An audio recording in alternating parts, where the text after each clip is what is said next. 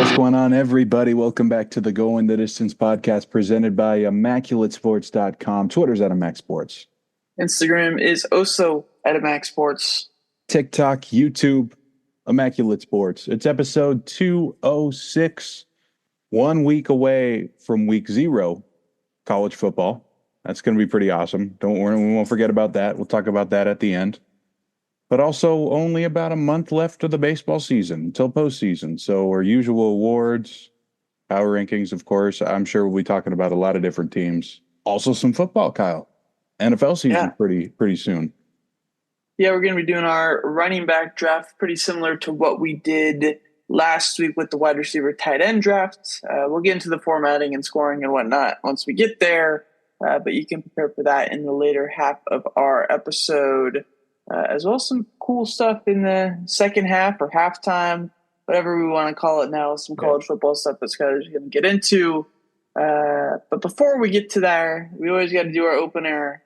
And mine starts with the A's first-round pick, Nick Kurtz out of Wake Forest, was assigned to single-A Stockton, and he tore it up in his 7 games there. 10 for 25, 4 homers, 12 RBIs, 10 walks. Good enough for an OPS at 1.5. So what did we do? We reacted quickly and sent him up to Double-A, skipping High A Lansing and straight to the Texas League, where he will play for the Midland Rockhounds and actually just had his first at-bat for the team where he actually got out. I don't know how, but I do know that he ended up getting out in his first at-bat. Dave Forrest, A's GM, was asked about this move of why – skip over High A and straight to Double-A, and he said he wanted to challenge him. Also, with Double-A Midland, there's a chance of playoff spot, I guess, with their roster right now.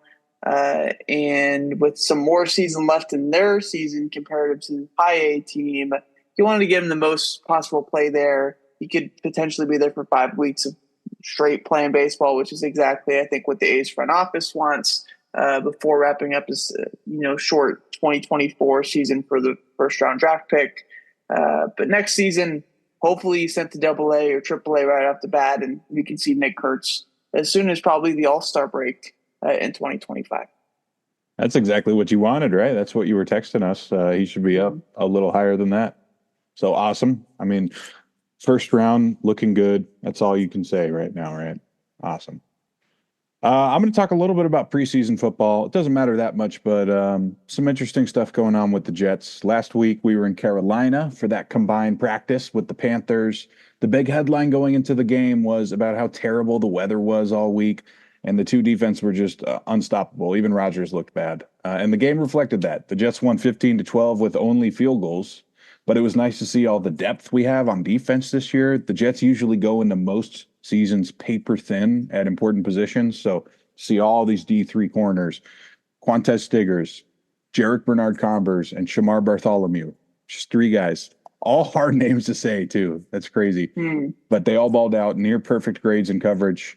Also, shout out Will McDonald, another sack off a spin move. So young guys playing well.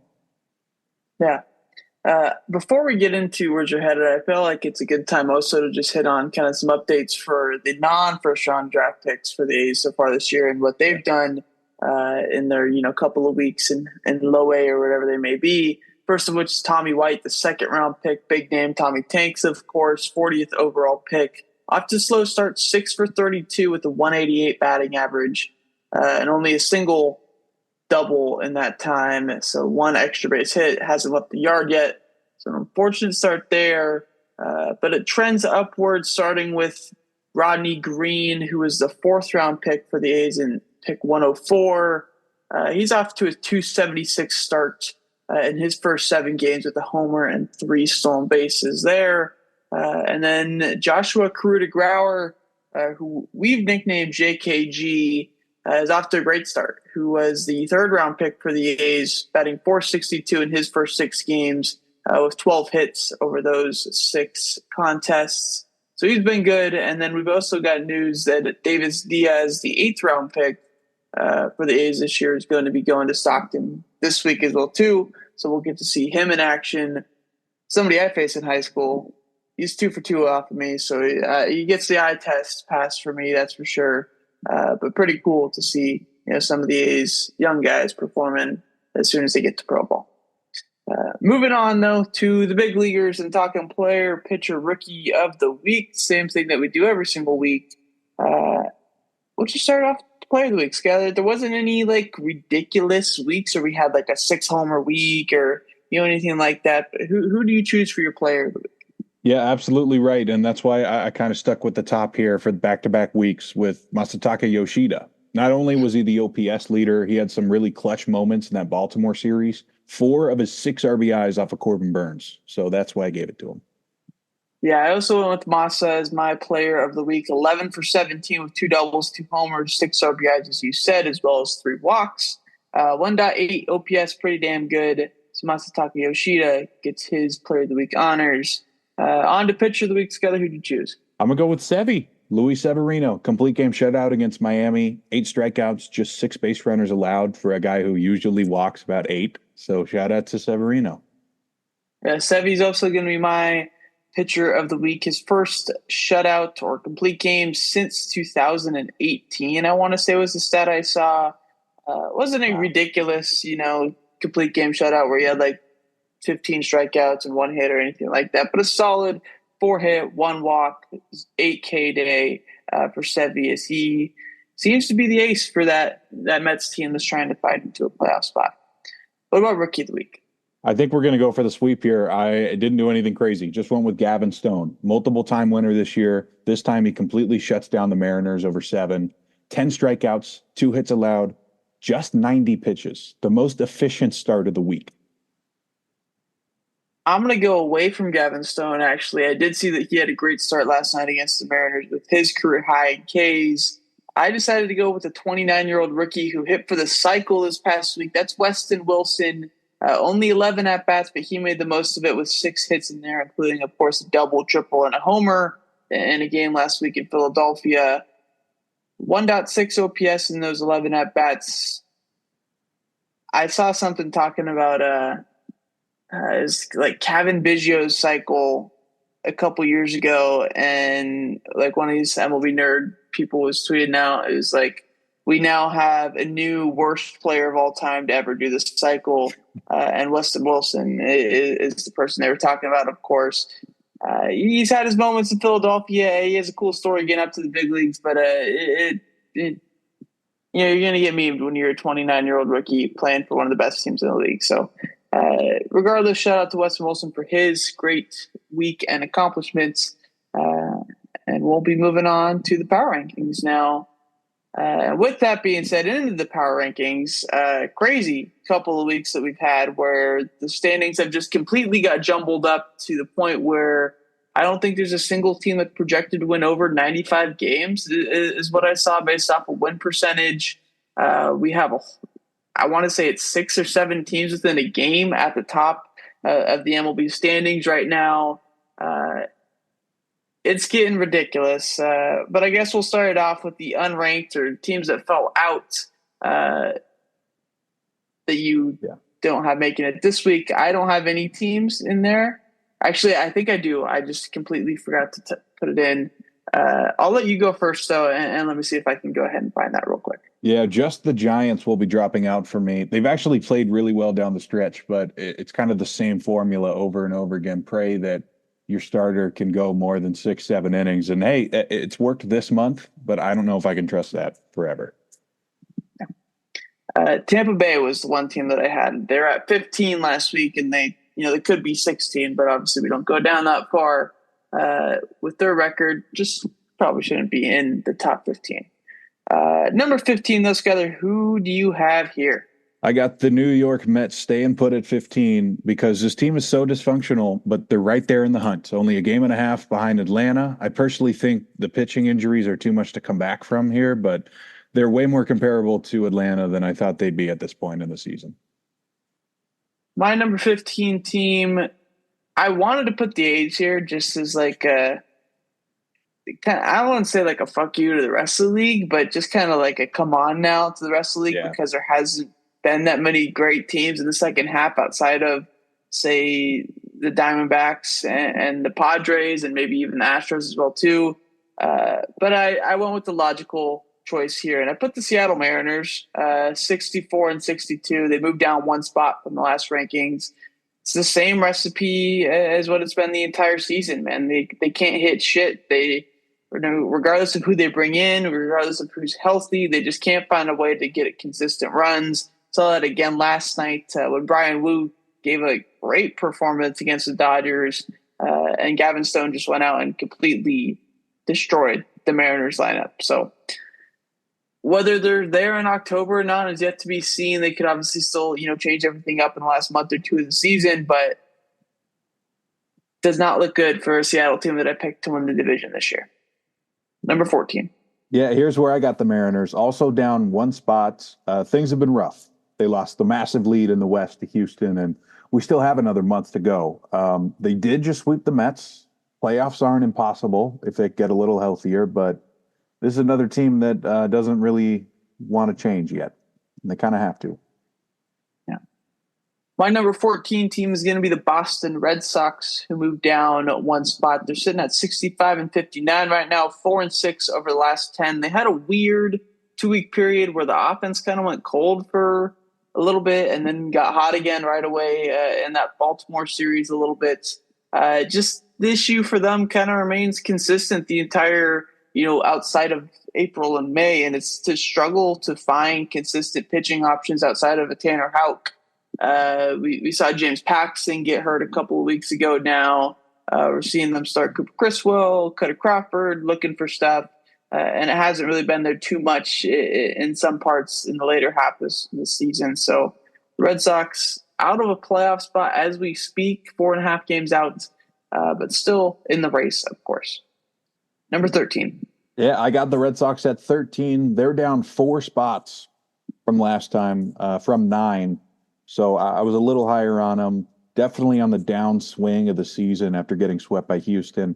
I'm sure Craig Breslow's ready to make some moves to get them over the hump when they eventually come up short this year.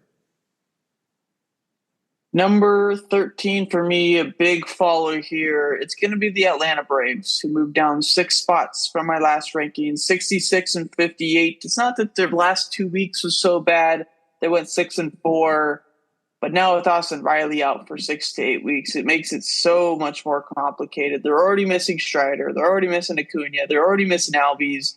And at some point, Ozuna and Olsen just aren't going to be enough. Whether they make the playoffs or not, yet to be unseen. We still got, over a month of games to play.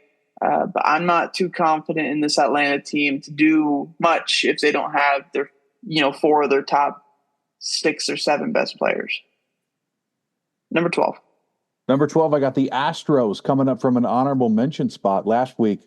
I still can't really tell if they're real or not. They're winners of 9 out of 10 to get in front of Seattle. But when I look at this lineup, I'm not convinced they can pull off the usual playoff magic we see.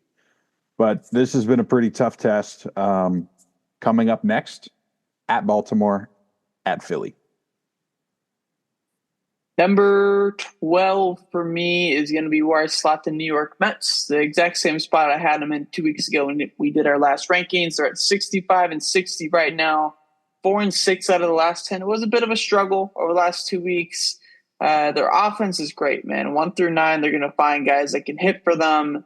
It's just kind of like the Red Sox trying to find, guys outside of, Sevy or something like that can make consistent starts for them and have, good outings in the bullpen and be reliable back there.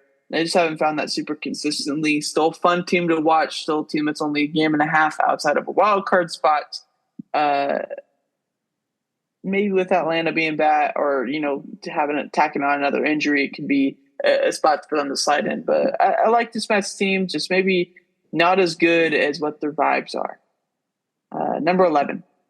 Number 11 is where I have the Minnesota Twins falling down from the 8 spot last time around.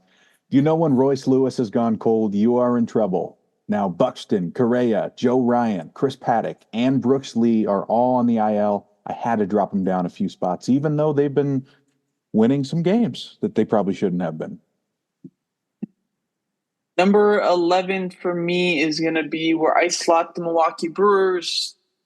I want to call it a rant, but I had a little Yeah. segment when we did this a couple of weeks ago, or even last week when we did our like contender tier list. I didn't have the Brewers that high, and since then they've gone on a tear. They've won 7 out of the last 10. They've got a 5-game winning streak going on right now with some good series wins in there. But the point remains the same. I just don't think that this team is capable of doing anything in the playoffs with how their starting pitching is. Still, I don't think Tobias Myers or Colin Ray having good outings in the regular season isn't going to win me over. I just don't think I trust them going into the playoffs. That's why they remain in the 11th spot. I said it's a good story, just not a good playoff team. Number 10.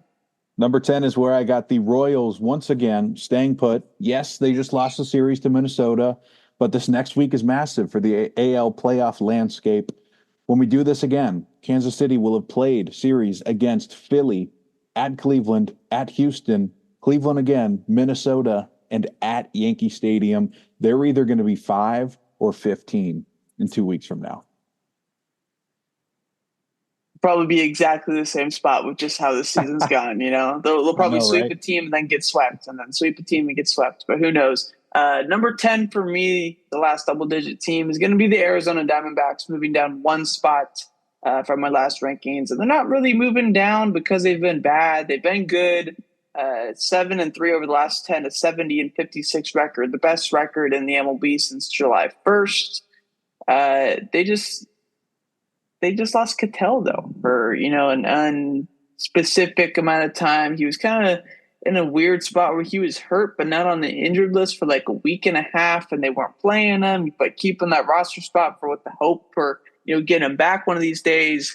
It just hasn't formulated into that, and they placed him on the IL. I want to say 2 days ago or whatever it was. The reason why they haven't shot down though is because the lineup is so damn good.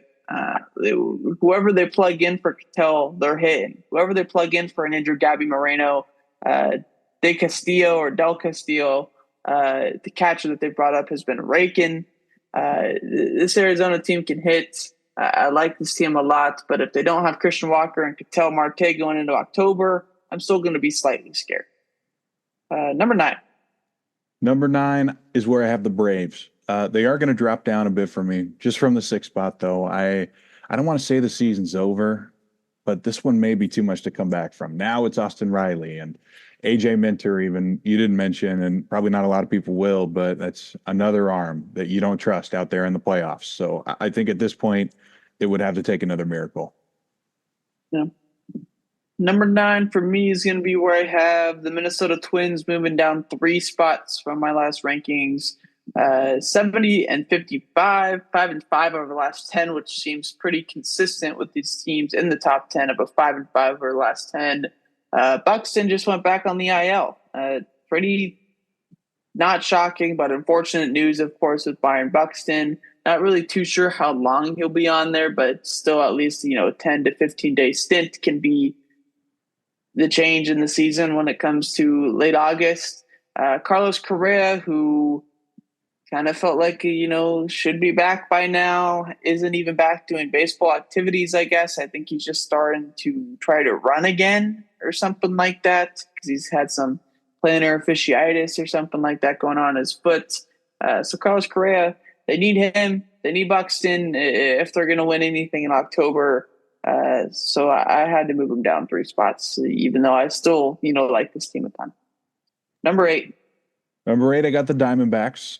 Actually up a bit for me. I had them at 12. I wasn't as confident, I guess, but it's one of the hottest teams in the second half. I think you got to bump them down a little bit from where like MLB Network or .com or whatever would have them just because of the injuries and getting swept by Tampa Bay. I just don't really like it right now. Yeah. Number 8 for me is going to be where I put the San Diego Padres, who move up 2 spots from my last rankings where I had them at 10. 71-55, so a game better than the Arizona Diamondbacks as we sit currently. 7-3 over the last 10. And they're still without Fernando Tatis Jr. He should be back end of month, maybe early September. But when he comes back, this team slots in there with any team in the NL. They're deep. deep on the starting rotation when they get guys healthy, especially now with Musgrove back. Their bullpen is deep. Their lineup is deep. It's just there's no easy striking point if you're going against a squad, and that's exactly what makes a good team once we get to October. So the San Diego Padres move up and probably will continue to move up if they play good baseball going into the month of September. Number 7. Number 7's where I got the Padres. They're up from 11, another one of the hottest teams in baseball. And we all know it. The World Series appearance probably comes down to a few key injuries and if guys are going to be there and how ready they're going to be. But they've been taking care of business until then, basically single-handedly knocking the Pirates out of the wild card race. So that's pretty funny. Number 7 for me is going to be where I slot the Kansas City Royals, who move up one spot from my last rankings. The more and more that I watch this team play, the more and more I feel like they have a chance to do something in October because of how their starting rotation is set up. But they have a Lugo, they have a Cole Reagans, and they have a Brady Singer or Lorenzen or whoever they want to pitch into Game 3 or Game 4 of a series. Again, what held them back from me putting them in a high tier last week was because of their home and away splits being a little bit shaky there. And if you're playing, say, a 3-game series in New York or, in Houston to start off the playoffs, it could be a lot tougher than what you think playing at home. Still, if they find a way to make it through a wild card series, I wouldn't be shocked if they make a run because they have the superstars. They have the, secondary, third pieces in their lineup, and I like the Royals a lot. I'll say that. But they move up one. Number 6. I got the Guardians. They're down from 4. They just got swept by Arizona and Milwaukee, and nobody on this team has an OPS over 750 for the month. Even J-Ram and Kwan are struggling. So right now I'm way more confident in a different team who will make a shocking appearance to the top 5 next for me. Yeah, my number 6 team is also going to be Cleveland, who moves down 3 spots for me. They're still sitting pretty with the record, 72-52, only a game back of the best record in the MLB. But it feels like they're starting to lose their whenever vibe that they had through April, May, June, and even into July. Where, like you said, it's not – they don't have a guy in their lineup right now that they can rely on consistently, and that's kind of how it's been the entire year for them, where they could just sit on J-Ram and sit on Kwan and sit on Naylor, and some other guys would come through as well for them. They're struggling to find that. The lack of starting pitching, they're struggling to find that as well too. The bullpen's still great, but I just feel less and less confident as we go deeper into the season with this team, unfortunately. Number 5. Number 5, I got the Brew Crew in the top 5, first time ever, plus 2 spots.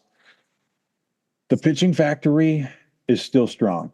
And after 2 weeks in a row of closely watching Peralta, Ray, Myers, even D.O. Hall all throw gems this week, I think I have to put him over Cleveland because for all the mystery behind Milwaukee's lineup right now, I'm going to take them over Cleveland's. We just saw them get swept. That's a big indicator of where they stand right now. I like a Brewers versus Cleveland late season series. That says a lot about these teams. We saw with the Phillies Yankees series, I think too, that those teams were ready for October, and Cleveland's not. Number 5 for me is going to be probably the biggest moving up team that I've had this entire season. They go from unranked to number 5. It's the Houston Astros, who got ridiculously hot over the last 2 weeks. 9-1 over the last 10, winners of 3 in a row. 68-56 now with a 5 or 6 game lead in the division. That was practically nothing 2 weeks ago. Starting pitching's locked in, whether it's Arrighetti, Hunter Brown, Framber Valdez, Ronald Blanco. They got it. And they're getting somebody back tomorrow for the first time in a while. Justin Verlander, he'll pitch tomorrow for them. So if he's healthy, they get Kyle Tucker back healthy, maybe eventually. This team is going to be scary, as they pretty much always are in the American League. Number 4. I got the Orioles at 4. They're down 2 spots. It feels like the closer we get to October, the more questions I have about this team. I know it's only a half game behind the Yankees as of right now, but the lineup's gone cold again. Trevor Rogers looks horrific out there. I don't know if they're ready either. Number 4 for me is going to be where I put the Philadelphia Phillies. He'll move up 1 spot from the last rankings. They have the best record in baseball by percentage points above the Dodgers at 73 and 51. I still feel like this Phillies team is missing one piece, and that's why I don't have them in a 1 or 2 spots. That piece felt like it could have been Louis Bob, and it could have been him so easily because they could have made the trade, and I guess, things happen that didn't make the trade go through. But I feel like if they just made that one move at the deadline, they would have been the number 1 team in baseball, and pretty easily for me because they have the 1, 2, 3 in the rotation. They have some guys in the bullpen that you can trust, and the lineup just felt like if you had a Louis Robert in there, that it would have been perfect. But it's not, so they're at 4. Number 3. Number 3 is where I got the Phillies. They're staying put. They got pretty messed up by the D-backs, but since then the pitching staff's been a lot better. I saw Christopher Sanchez through a Maddox not too long ago. They got the top winning percentage still, and I guess the only worry is kind of like what you said. You just know in the playoffs there's going to be a situation where it's going to be a Slater or Rojas or the dude who hit for the cycle up, and there's going to be 2 outs, and they're going to have to come through or they lose. Number 3 for me is going to be where I put the New York Yankees that moved down 1 spot from the last ranking, 73 and 52, and the flurry of those 6 teams up there at the top of the league right now. But they get a lot of questions. Garrett Cole, who looks back, feels like he's back, which is good. But Clay Holmes in the back end of the bullpen blew another save a couple of nights ago. I know the Yankee fans are pretty up in arms about him right now, but maybe not the biggest of their problems because Jazz Chisholm is out as well too, and we don't know exactly how long he's out now. That could be an issue. Somebody that looked like they injected a ton of life in that lineup, but maybe just having him in the clubhouse keeps that effect there. Who knows? Regardless, they'll need his bat. They need Clay Holmes to be good, and they need Garrett Cole to be an ace if they want to win the World Series. And there's just questions in those factors right now. So I have him at number 3, not at number 1. Number 2. Yep, number 2, I got the Yankees. They're going to be losing the 1 spot for me. It always seems to be either the injuries or the bullpen. Right now, it's both. Luckily for them, they had a massive lead in the American League before all this started. And Garrett Cole is back, of course. Yeah, number 2 for me is going to be where I slot the Baltimore Orioles. They've been dealing with some issues in the starting rotation, but I still think the bullpen and I think the lineup is just as good enough to be a top 2 team in the MLB. They're still 73 and 53, half game out of the divisional spot right now. If they get Westberg back during the regular season, that lineup's going to be hitting like crazy. I did just see that Zach Eflin also got placed on the IL recently, or today, I want to say. So that's another pitcher who's out with an injury for them. So they're going to be searching for some arms come playoff time. But it feels like everybody is right now, especially in the American League. Number 1. It's the Dodgers. They're up from 5. I know, another big jump to the 1 spot, but Mookie Betts is back. Freeman's back. They're starting to get much better production from guys like Max Muncy, who was hurt, Gavin Lux, Miggy Rojas even. I figured they'd be back here at some point, but they're starting to separate themselves, I think, again. I put the Dodgers at number 1 too. They move up 3 spots from the last rankings, and this is their first time in a long time being the number 1 team for me this year. In a season that has had a ton of questions on every single aspect of the MLB world, whether it's AL, NL, rookies, vets, whatever it is, the Dodgers have the least amount of questions right now because they got Mookie, Freddie, and Shohei all playing. Freddie's a little banged up, but he's able to play through it. He's got Max Muncy's now back. Gavin Stone just had the best performance of his career. They got Walker Buehler back. It just feels like the Dodgers are the most sure bets of any team right now in the MLB. Maybe that's because they have three of the best 10 or 15 players in the league with Mookie, Yes. Shohei, and Freeman. But regardless, this Dodgers team feels and looks like the best team in baseball.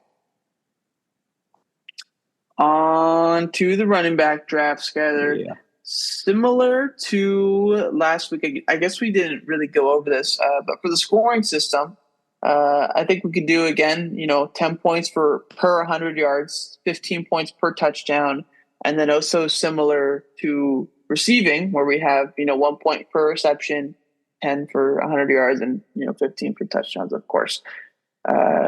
So I believe you got the first pick last time, if I'm not mistaken. Yes. Go ahead. So we can go ahead and flip that over. And let me go ahead and just write stuff down here. That way I have it all tracked. And my first overall pick in the 10-round draft is none other than CMC. Yeah. So go ahead and take Breece Hall. Should I just pencil him in for you right here? Yeah, that's a good point right there. Younger than CMC, used heavily in the pass game. He had the worst O-line in the league last year. That's my guy. All right. And your second pick. Second pick. I'm going to keep this one simple too. Let's go with Bijan Robinson. There's so much potential with this guy. Power, speed, size combination. It's like the pedigree of a Zeke or a Saquon. So I'm excited to see with Arthur Smith gone what they could do. Yeah. Leaves me in an interesting spot. I think you went with the two right guys to go at 2 and 3. I'm going to go ahead and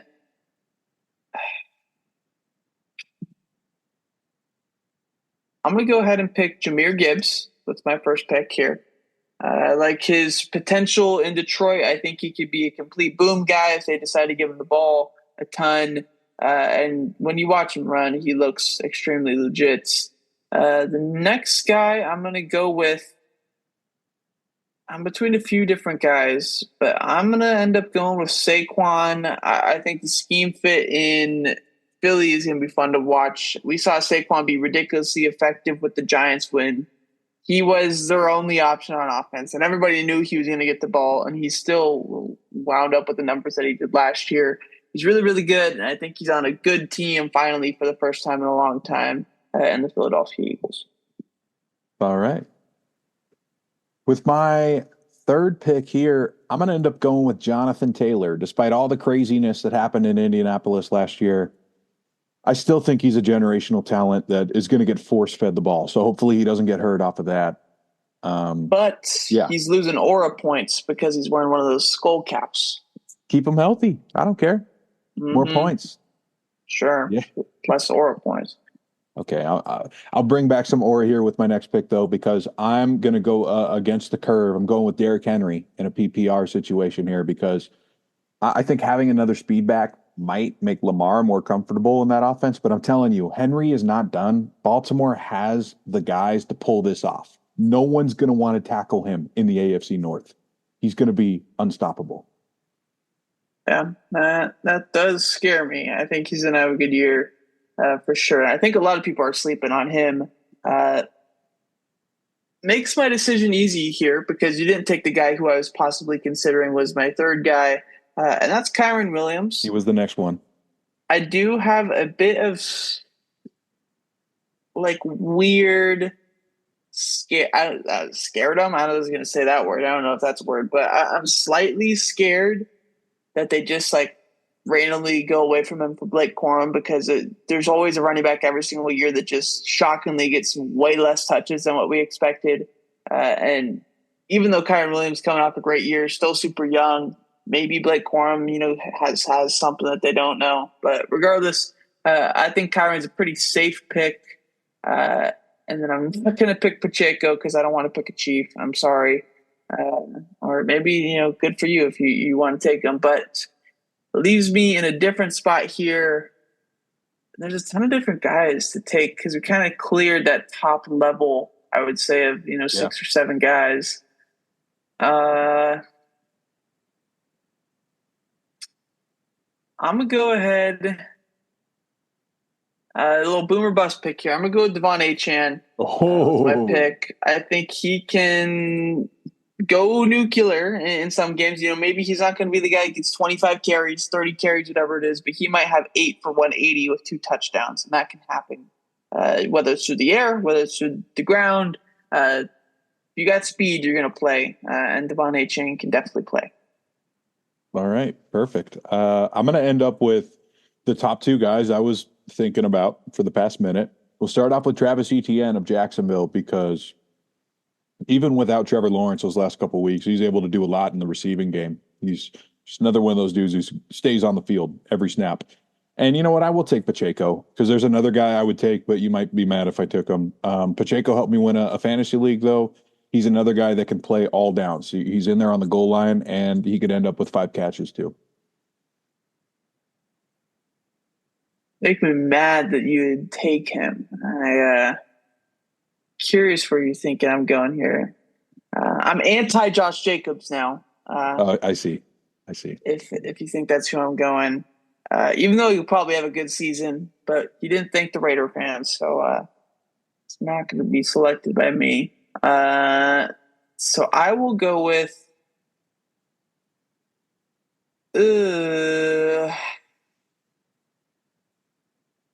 I'm going to go with James Cook as my first guy, because he should have a good season, I'd imagine. He seems like a pretty clear one in that Bills backfield. And then, dude, I'm so going to be such a loser for making this my pick. But I'm going to take Zamir White as my second guy. I think he's going to have a big year. He looked really good in the preseason when he gets the ball. Maybe it's a bit early, but you never know. You got to take a boomer bust guy, and I think Zamir White has that backfield pretty containedly secured over Alexander Madison. And I think Zeus, what he showed last year, was pretty good. All right. Let's see. This is going to be 7 and 8 for me.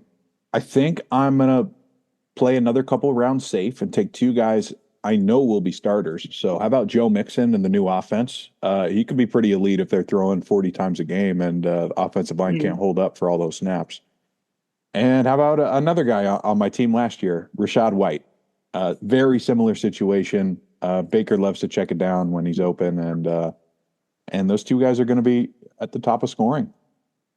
It's the guy that I traded to you last year too. Yes. So there's that aspect of it. Next up, let's see. This is going to be round 2, 3, 4, 5, 6, 7, 8, and 9. So I'll have these 2 picks, and then another pick after you get your 2 picks. So my next pick.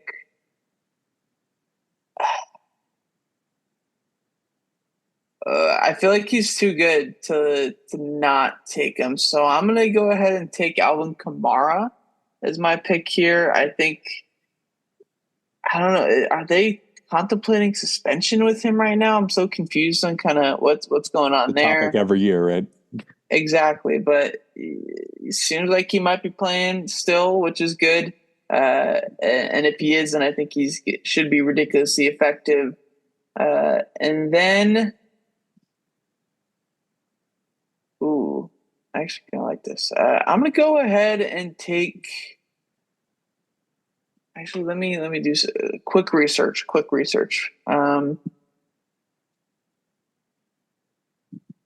Yeah, I think he's got it locked down. I'm gonna go ahead and take DeAndre Swift. I think in that Bears offense, I think is better than what people are looking at this year, and I think everybody's going to want to talk about the passing game, all this stuff. But you got to keep the run game consistent as well, too. And DeAndre Swift seems to be the biggest benefactor in that backfield over Khalil Herbert and a guy that I know you like in Rashawn Johnson. Yeah.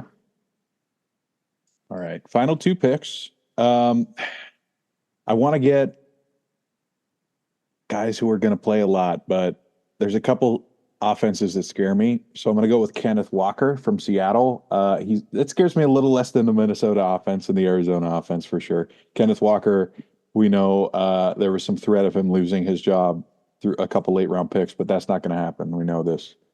And the last pick, I'm going to end up taking Josh Jacobs.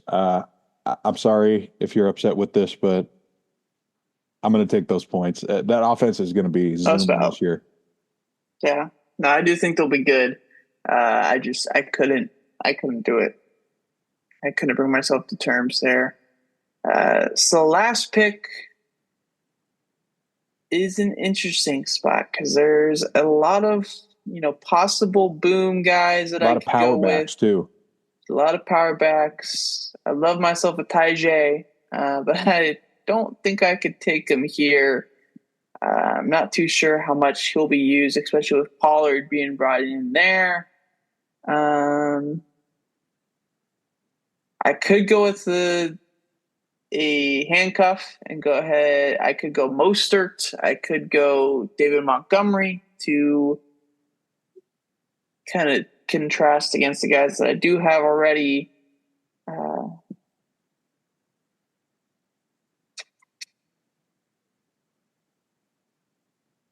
I'm going to go with Mostert because I think that backfield is going to score touchdowns regardless. The only question is Devon Achane healthy enough to do that? And what's his workload going to be? I know Mostert's expected to take a big kind of step down in production and not necessarily production, but load size. That's a weird word to throw out there, but Yeah. his load is going to be a lot less than what it was last year because of the injuries. But I think if Achane gets hurt, he's right back in there. If Achane isn't hurt, he's still going to be a guy that gets kind of similar amount of touches to Achane because of how much they want to keep him healthy. So I'm confident with that as my 10 guys there. All right. Moving on, we've got the second half, and Skylar's going to be talking college football. Yeah. So week 0, college football, that is going to be 4 semi-interesting games that we get to watch this weekend. We'll start it off with probably the biggest one in Dublin, Ireland. It's number 10, Florida State against Georgia Tech. This is going to be DJ Uyunglele's first start at Florida State, taking over for Jordan Travis, that awesome team last year. It's going to be missing a lot of pieces, but the defense is still pretty good. Get more into that game a little later with my bets, but definitely going to be the most on the line there with the ranked team. Another game, it's Montana State, former champion of the FCS. They're going to be playing at New Mexico. They're actually 12-point favorites right now. That might be interesting just for the fact of New Mexico getting embarrassed by a FCS school. So that game's at 1 o'clock after the Dublin game. At 5 o'clock that night, an old-fashioned Western shootout, SMU and Nevada. No defense will be played. SMU has Pierce Thorne, the quarterback, returning. So they should be putting up a lot of numbers. They're favorites by 26 points in that one. And maybe the funniest game of the entire week 0 schedule at 9 p.m. Pacific time in Hawaii. We have Hawaii and Delaware State, the FCS program, who is not good at all. That game's going to be going through midnight, most likely. Just awesome, right? That just sums up college football on the West Coast. Now we don't have the Pac-12. This is the kind of stuff we have to look forward to now. We need Hawaii to be good. We need Hawaii to be good. Yeah. There's one other interesting note about this game. I included it in my bold prediction, so I'll save it for then. Do you have any notes about these 4 games, before I move on? I do not know. Yeah. Hey, I'm just hoping for the best. Mm-hmm. To finish off this section, we got a quick little preseason Heisman watch. I got 5 guys you should be watching every week. We'll start it off with maybe the most polarizing player in college football. It's Travis Hunter III, Colorado. They're going to be playing North Dakota State week 1. And this guy plays both sides of the ball. I mean, it's must watch. No one's done this in forever. And this guy's going to be a really high draft pick. Number 2, I got another controversial figure here. It's Ollie Gordon, the Oklahoma State running back. Sounds like he won't be getting suspended, so he'll be putting up a ridiculous amount of yards. They're actually going to be playing North Dakota's rivals, South Dakota State, that same time that Colorado's playing North Dakota State. So maybe flip back and forth to see if there's any collapse here from 2 teams that don't really play defense. Number 3, our first quarterback on the board here on the Heisman Watch. I got Jalen Milroe still from Alabama. I know it's a completely new system. That probably means, though, Jalen Milroe gets to run around and do whatever he wants. They play Western Kentucky week 1. They're going to put up a lot of points. Second quarterback here at the 4 spot, it's going to be Dylan Gabriel of Oregon. He was a transfer from Oklahoma, one of the top portal guys this year, and Oregon's hoping to do exactly what they did with Bo Nix. Take a guy who's kind of limited physically and make him really smart. So they play Idaho. They're going to beat him by 70 points, and he's going to have a lot of numbers to keep him up here for most of the season. Number 5, we got the honorary defensive Heisman Watch guy. A couple of different guys, I think, could possibly get to this point, but I'm going to go with Abdul Carter of Penn State. He's the edge rusher. He played off-ball linebacker only last year. They realized he's such a freak. He's a bigger freak than Chop Robinson is, so he's going to move to edge, and that's getting him shot up the draft boards. I saw him mocked like number 4, the last ESPN mock draft, so I'll be watching him for sure. That's the Heisman Watch. I'm sure things will get even more complicated as the time goes on. Yeah. Always good to hear the Heisman Watch in the episode. That's something that I usually learn a bit about when listening there as well, too. But one thing people need to listen to is our bets from last week, and that's because we went 4 for 4. A great week. Started off with our layups with Arizona. Again, a win on Wednesday against Colorado, I want to say. And then Skylar having the Mets over the Miami Marlins on Friday. I believe that was the only game the Mets won in the series, but good job there. You got the good one. This week I have Houston over Boston on Wednesday. That is Justin Verlander's first start back. I'm not saying Verlander's going to go 8 shut with 10 strikeouts, so don't be betting on that. Bet on them to win because I do think they do. I think getting a guy back like Verlander is a big boost to that squad. So give me Houston on tomorrow. All right. I mentioned this game a little bit earlier. I'm going to go with Hawaii to cover the 39-point spread against Delaware State University. Let me tell you why. We just found out a couple hours ago the Delaware State football team missed the bus for the 12-hour flight to Hawaii. They're going to be late. They're going to be scrambling to get there. And they lost on an average of 40 points to other FCS schools last season. That's ridiculous. First off, that's a 12-hour flight. I guess I don't even think about that because we're on the West Coast. Mm-hmm. But holy crap. I'm pulling for them to get a win. This is like against all odds type thing. Yeah. So Delaware State money line plus 3,000 is my bold prediction. Now, on to bold predictions. Though last week I had Minnesota winning at least 3 out of 4 in Texas over the weekend. They made it easy on me. They won the first 3 of that series and then lost, unfortunately, the last game. But who cares? They got 3 out of 4. Skyler had the Angels over Atlanta on Friday. Again, I believe the only game that the Angels won in the series, but it doesn't matter because that's the one that Skyler picked. So that goes green there. This week, I have I don't know if it's a shot at you. I don't know if it's a shot at my takes or whatever. But I have the A's taking a series from Milwaukee over the weekend. That is the first time that the A's played Milwaukee since last year, of course, and we swept them last year in Milwaukee during our 7-game win streak. And I say we get a series, just 2 out of 3 against them. That's all we need, and we've been doing that a lot recently. Yeah, I'm sure there's some pretty good odds on that too. All right, I'm going with the big one. I got Georgia Tech over number 10, Florida State on Saturday in Dublin, Ireland. All right, Georgia Tech's quarterback Haynes King. He was the transfer from Texas A&M, really highly touted. He came in. They almost beat Georgia last year, the last week of the season. They lost by 6. So I think they're going to take that. Keep the momentum going. ACC teams always screw up in the beginning of the year. If you remember, Clemson lost to Duke last year and to Wake Forest the year before. Things like this always happen. So I'm going to take it in the craziest environment possible, Dublin, Ireland, for it to happen for me. Yeah. That's going to go ahead and do it, though, for episode 206 of the Going the Distance podcast presented to you by Immaculate Sports. Yeah. We're in week, I guess, technically 0 now with games this weekend. I wanted to say week -1 just because that'd be kind of cool, but I guess that was last week. I lost my opportunity.